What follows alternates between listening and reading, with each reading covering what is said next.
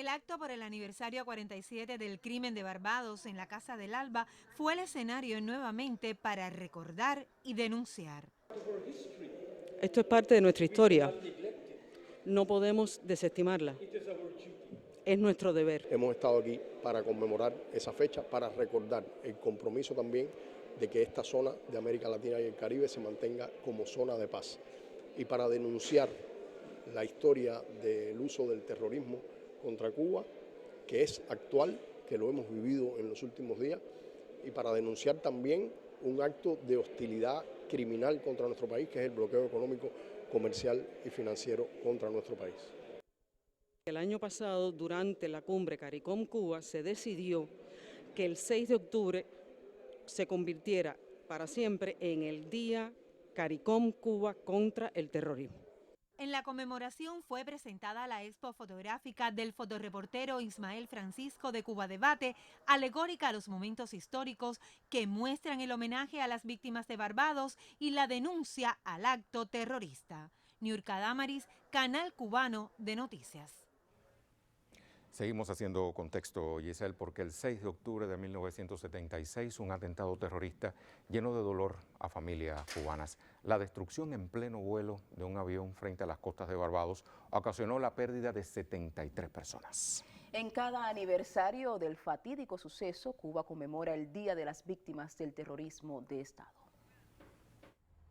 La propia documentación secreta norteamericana, que ha sido desclasificada en ese país, permite confirmar sin duda alguna la invariable intención de los estrategas políticos y militares yanquis.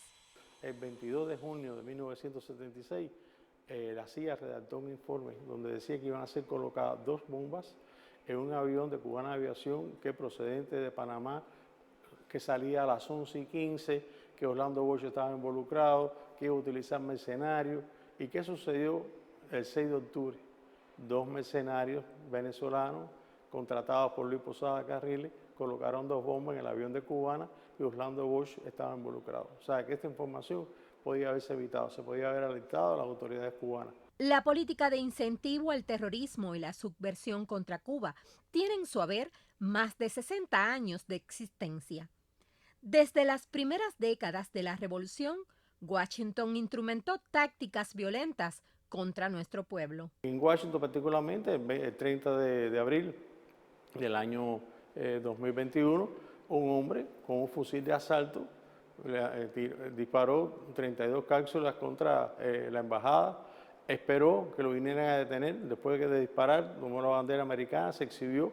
O sea, que él sabía la complicidad, él sabía la impunidad con que podía actuar, porque no escapó, no huyó del hecho, del lugar del hecho, simplemente esperó que lo vinieran a detener porque sabía que no iba a tener consecuencias. Y hasta el momento no hay ningún tipo de sanción contra este individuo. Y ahora, el 24 de septiembre, son lanzados también 2 cócteles Molotov, impunidad, la embajada sin protección exterior, las autoridades que supuestamente deben estar atentas a lo que sucede, porque se han desarrollado manifestaciones contra la Embajada de Cuba en Washington. Sin embargo, este hombre fue capaz de lanzar los 2 cócteles Molotov y hasta el momento no tenemos una información. E incluso el doble rasero es porque el Departamento de Estado dijo que era intolerable que se realizara este tipo de acción.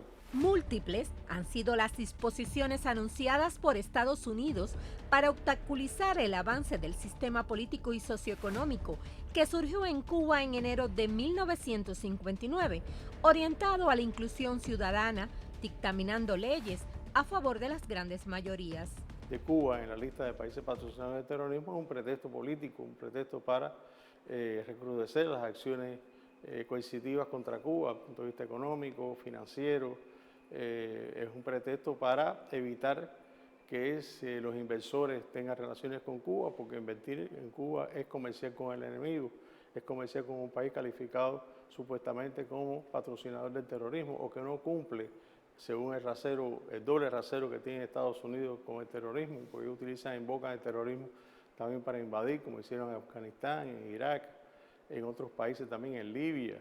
O sea que hay una larga historia del uso del terrorismo como pretexto para aplicar la política estadounidense. Cada 6 de octubre, Cuba conmemora el Día de las Víctimas del Terrorismo de Estado, ocasión en la que se les rinde tributo a los más de 3.400 compatriotas fallecidos como resultado de las agresiones de Estados Unidos contra la mayor de las Antillas. Evelix Z. Mile, Canal Cubano de Noticias.